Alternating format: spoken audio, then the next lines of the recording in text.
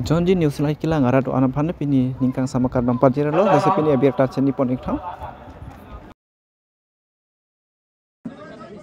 आवगायनो नागिरदों आरो बे गिदिर थांखिखौ जोङो सावराय मेलनि गेजेरजों जोंनि रायजो राजाफोरनि गेजेराव जों दुखु गोनां जोंनि बे हाबाफारिया सालबारि कलेजनि गेलेग्रा फोथाराव जानांगौ आङो बयनिसिमबो अननाय सिबिनाय जासिनानै दिनैनि मिटिंखौ जों आरम्भ खालामनोसै दा मिटिंखौ दैदेननो थाखाय जोंहा सासे दिदोम गाहाय नेहाथारि बिथां रसास अत्ताबिरिमोनला बिथांखौ दिनैनि मेलखौ दैदेनलांनो थाखाय आङो गुरै खावलायनाय जाबाय thank you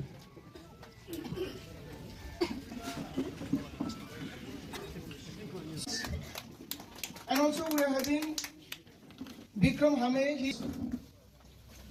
We're very glad and we're welcoming with our traditional Arona. Live form political party. जोङो दायो बे हाबाफारि बायदि गोजोननाय थाबाय दायो दङ बिथांखौबो सिनायथिनो थाखाय खावलायनाय जाबाय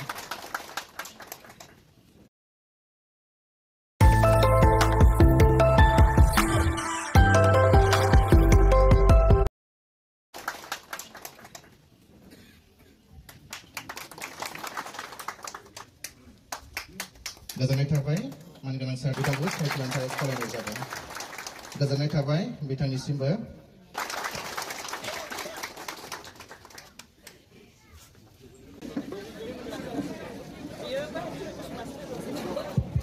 गिबियाव आं खावलायदों बारग' एनडिपि जेसेबांखिनि दङ जों साफ्रोमबो सिगाङाव फैगोन बारग' एनडिपिनि साफ्रोमबो रावबो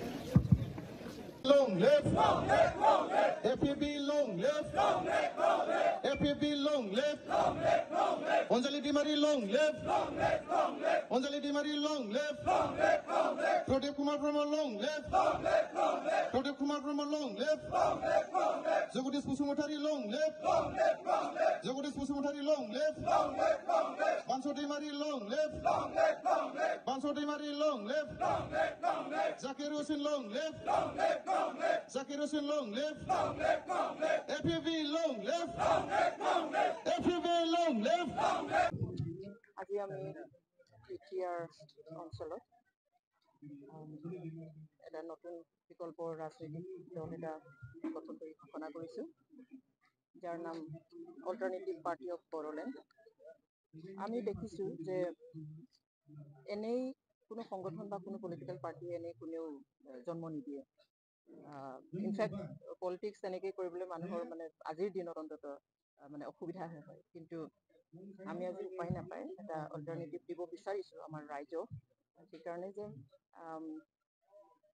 যি সময়ত আমি সম্পূৰ্ণ উন্নয়ন সম্পূৰ্ণ অধিকাৰ সেইবিলাকৰ কথা কৈ আছোঁ কিন্তু আমি দেখিছোঁ যে আমি ভবামতে একো হোৱা নাই ৰাইজে ভবামতে একো হোৱা নাই কোনোবাই ব্যক্তিগতভাৱে পাইছে সেইটো বেলেগ কথা কিন্তু ৰাইজ হিচাপে আমি জনসাধাৰণৰ দৃষ্টিভংগীৰে যদি চাওঁ তেনেহ'লে জনসাধাৰণ কোনো পধ্যেই মানে সন্তুষ্ট নহয় আৰু আমি জানো যে যেতিয়া এটা জাতি দীঘলীয়া সময়ৰ কাৰণে শোষিত বঞ্চিত হৈ থাকে তেতিয়া তাত সংগ্ৰাম হয় আমাৰ মাজতো বহুত এটা সংগ্ৰাম হ'ল সেই সংগ্ৰামৰ পিছত বিভিন্ন ধৰণৰ চুক্তি হৈছে আৰু তাৰে ভিতৰত আমি জানো যে আটাইতকৈ দীঘলীয়া সংগ্ৰাম কৰিছে national democratic front of Bodoland অথবা NDAP তেওঁলোকৰ যি সংগ্ৰাম সেই সংগ্ৰাম ভাৰত চৰকাৰে অসম চৰকাৰে স্বীকৃতি দিছে স্বীকৃতি দিয়াৰ পিছত তেওঁলোকৰ যে কিবা পলিটিকেল সমস্যা আছে ৰাজনৈতিক অৰ্থনৈতিক সকলো ধৰণৰ সমস্যা আছে তেওঁলোকে যে ৰাজনৈতিক ঐতিহাসিক অধিকাৰ বিচাৰে তেওঁলোকে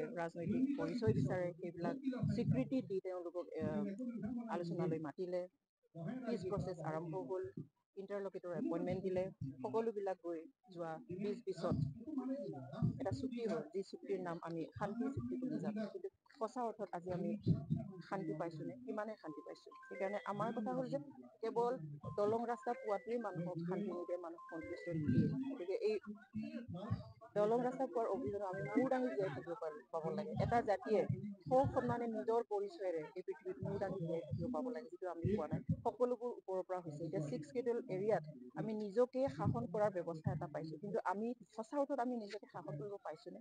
আজি ৰাস্তা দিছে, দলং দিছে, সকলোবিলাক দিছো, গতিকে তোমালোকে আগবাঢ়ি জীয়াই থাকা, তোমালোকে একো নকবা, মোৰ তললৈ মূৰ কৰি জীয়াই থাকা, এইটো পৰিৱেশ আমি দেখিছো। সেইকাৰণে আমাৰ যি আছে আমি নিজৰ ইচ্ছামতে কৰিব পৰা আমাৰ যি আমাক ব্যৱস্থা দিছিলে, সেই ব্যৱস্থাটো আমি ৰক্ষা কৰিবৰ কাৰণে, তাৰ ৰক্ষণাবেক্ষণৰ কাৰণে আমি এই অল্টাৰনেটিভ পাৰ্টি অফ বড়োলেণ্ড জন্ম দিছো।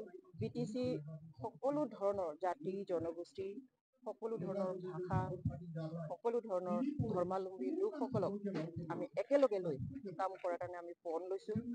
কাৰণ আমি জানো যে এখন ঘৰত যদি 5টা ল'ৰা থাকে, তাত যদি 2জনক শিক্ষিত কৰে, 3জনক স্কুলত নপঠিয়াই, সেই ঘৰখন আমি উন্নত ঘৰ বুলি কেতিয়াও নকওঁ, সুস্থ ঘৰ বুলি নকওঁ। ঠিক তেনেকৈ আমাৰ ইয়াতো কোনোবা জাতি জনগোষ্ঠী যদি থাকি যায়, একেলগে যদি সম অধিকাৰ নাপায়, তেনেহ'লে বা কোনোবা এটা অংশ যদি থাকি যায়, তেনেহ'লে আমি গোটেই ইণ্ডিয়াৰ অঞ্চলটো আমি উন্নয়ন হোৱা বুলি ক'ব নোৱাৰো, একেবাৰে শান্তি হোৱা বুলি আমি ক'ব নোৱাৰো। সেইকাৰণে সেই শান্তি অনাৰ স্বাৰ্থত সকলোৰে সম অধিকাৰ, সম উন্নয়ন, সম পৰিচয় দিয়াৰ বা পোৱাৰ স্বাৰ্থত আমি অল্টাৰনেটিভ পাৰ্টি অফ বড়োলেণ্ড জন্ম দিছো।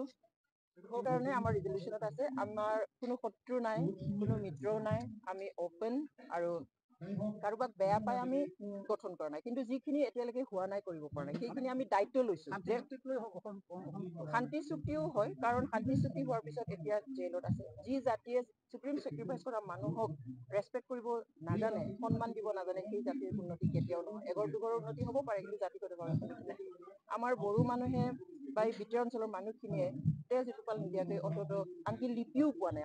আমি বড়ো ভাষা কি লিপিত লিখি প্ৰকাশ কৰিম, সেইটোৰ কাৰণেও আন্দোলন কৰিবলগীয়া হৈছে, সেইটোৰ কাৰণেও তেজ জীৱন দিবলগীয়া হৈছে। গতিকে বড়োসকলে কোনো এটা বস্তু তেজ নিদিয়াকৈ, সংগ্ৰাম নকৰাকৈ, কষ্ট নকৰাকৈ, জীৱন নিদিয়াকৈ পোৱা নাই। গতিকে বোলে ফাউণ্ডাৰ প্ৰেচিডেণ্ট হিচাপেও নহয়, কিন্তু যিয়ে চুক্তিকাৰী আছিলে, চুক্তিত যাৰ চহী আছে, তেওঁকো আজি জেলত ৰাখিছে।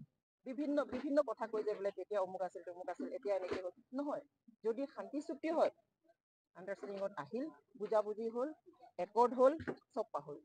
এতিয়া চৰকাৰৰ লগত সেইটোৱেতো আছিল যে সময় দি পেলাইহে আলোচনা কৰা হৈছে, যে যি হৈছে হৈছে, সেইটো আমি পাহৰিম। সমস্যা আছে, তোমালোকৰ সমস্যা আছিল কাৰণে তোমালোকে লাগিছিলে, আমি স্বীকৃতি দিছো, সেই যি সংগ্ৰাম আছিলে সেইটো স্বীকৃতি দিছো, আমি বহি আলোচনা কৰিম, চুক্তি কৰিম, তাৰপিছত সকলো নহয়। কোনোবা এজনৰ কাৰণে আমি কৰা নাই, কোনোবা জেলত থকা খালি সেইটোৰ কাৰণে, কোনোবা কেৱল মানে শ্বহীদসকলৰ কাৰণে বুলি নহয়, এজ এ হোল। কিন্তু এইটো কথা ঠিক যে যিসকল জেলত আছে, যিসকল শ্বহীদ হ'ল, যিসকল আন্দোলনৰ সময়ত, বিভিন্ন আন্দোলনৰ সময়ত যিসকল ধৰ্ষিতা হ'ল, যিসকল আৰ্মি পুলিচৰ মাৰ খালে, যিসকলৰ ঘৰ ভাঙি পেলাই দিয়া হ'ল, সেই সকলৰ চেক্ৰিফাইচ আমি কেতিয়াও নাপাহৰো। নাই, আমি সেইটো আসনৰ পাৱাৰ পাবলৈ, আসন পাবলৈ আমি আজিৰ দিনত আমি সেইটো আলোচনা কৰা নাই।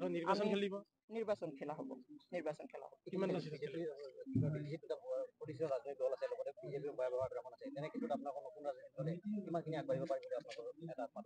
সকলোতেতো সেইটো থাকেই। এতিয়া দুটাকে আমাৰ আঞ্চলিক দল আছে আৰু ৰাষ্ট্ৰীয় দল আছে, সেই বুলি আমি কাম কৰিব ওলাব নালাগে, সেইটো বুলিতো নহয়। আমাৰ ডেমক্ৰেটিক ৰাইটছ আছে, তাত কম্পিট হ'ব, কষ্ট হ'ব, মানুহৰ ওচৰত যাব লাগিব, আমি কথা পাতিব লাগিব, তাৰপিছত ৰাইজে চুজ কৰিব কাক মানে কাৰ লগত থাকিব, কাৰ পোষ্ট কেনেকুৱা, ৰাইজে নিশ্চয় কথাটো শুনিব। আমাৰ সম্পূৰ্ণ বিশ্বাস আছে, কাৰণ আমি ইতিমধ্যে আজি যোৱাকালি আমি আজি ঘোষণা কৰিছো, তাৰ আগতে আমাৰ গোটেই আমাৰ এতিয়া যিসকল কমিটিত আছে, নথকা সকলোৱে বিভিন্ন গাঁও বিলাকত সোমাইছে, ৰাইজৰ লগত কথা পাতিছে। গতিকে আমি পালছটো অলৰেডি পাইছো, ৰাইজ আমাৰ লগত আছে। চেলেঞ্জ পাৰ্টিকুলাৰ দল নাই।